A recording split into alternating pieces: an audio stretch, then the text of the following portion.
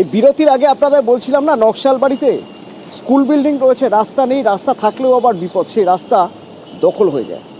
যেমন Bishnupur super speciality হাসপাতাল, তার সামনে রাস্তা রয়েছে, কিন্তু সেই রাস্তা দখল হয়ে গেছে, রাস্তা জুড়ে চলছে বিক্রি বাটা।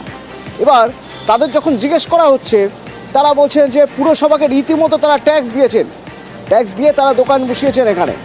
দেবব্রত রয়েছেন সরাসরি আমার সঙ্গে। দেবব্রত, যদি পুরসভা ট্যাক্স নিয়ে থাকে তা বেআইনি, আর যদি পুরসভা ট্যাক্স নিয়েও থাকে তাহলে সেই ট্যাক্সের রসিদ নিশ্চয়ই পাওয়া যাবে দোকানদারদের থেকে।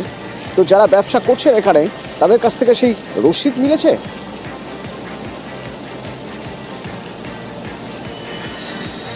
একদমই, দেখো দোকানদাররা যেমনটা জানাচ্ছে যে এই জায়গাগুলি তারা দশকের পর দশক ধরে ব্যবসা করছে এবং রীতিমতো পুরসভাকে ট্যাক্স দিয়েছে, সেই রসিদও তারা দেখাচ্ছে। এবং সেই রসিদ দেখাচ্ছে শুধু নয়, ফুড লাইসেন্স, সেই ফুড লাইসেন্সও রয়েছে, যার ভ্যালিড রয়েছে 2029 সাল পর্যন্ত।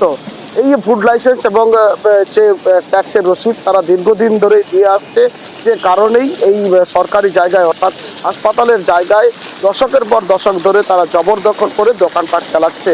এখন যখন হাসপাতাল সেই রাস্তা চওড়া করার কথা ভাবছে, অর্থাৎ বিষ্ণুপুর সুপার স্পেশালিটি হাসপাতাল শুধুমাত্র যে বিষ্ণুপুরের মানুষ চিকিৎসা নেয় এটা নয়, আশেপাশের যে জেলা রয়েছে হুগলি, মেদিনীপুর, সেখান থেকেও রোগীরা আসে এই জেলায় সুপার স্পেশালিটি হাসপাতালে চিকিৎসা করানোর জন্য। হাসপাতালে যাওয়ার যে মূল গেট রয়েছে সেটা অতি সংকীর্ণ, 7 থেকে 8 ফুট চওড়া মাত্র। অগ্নি নির্বাপক যে গাড়ি, সেই গাড়ি কিংবা অ্যাম্বুলেন্স ঢোকার ক্ষেত্রে অনেকটাই সমস্যায় পড়তে হয়। এবার যখন সেই রাস্তা বাড়াতে যাবে তখন সেই দোকানগুলি ভাঙার জন্য একাধিকবার নোটিশ দিয়েছে হাসপাতাল কর্তৃপক্ষ, তাতেও কোনো কাজ হয়নি। এবার তারা ফাইনাল নোটিশ দিয়েছে, তারা জানিয়েছে 25শে জানুয়ারির মধ্যে এই দোকান ভেঙে নেওয়ার জন্য। ইতিমধ্যে একটি খাটাল সেখান থেকে উচ্ছেদ করা হয়েছে। এখন যে 4টি দোকান রয়েছে সেই দোকানগুলি ভাঙার জন্য নির্দেশ দিয়েছে, না ভাঙলে তাদের বিরুদ্ধে ব্যবস্থা নেওয়া হবে। যখন তাদের কাছে আমরা জানতে চাইছি কেন এই জবরদখল করে এতদিন রয়েছে, তারা জানাচ্ছে যদি ট্যাক্স নিয়ে দোকান বসিয়ে থাকে পুরসভা, তাহলে কোন আইনে পুরসভা নিজেই সেই দোকান ভাঙবে?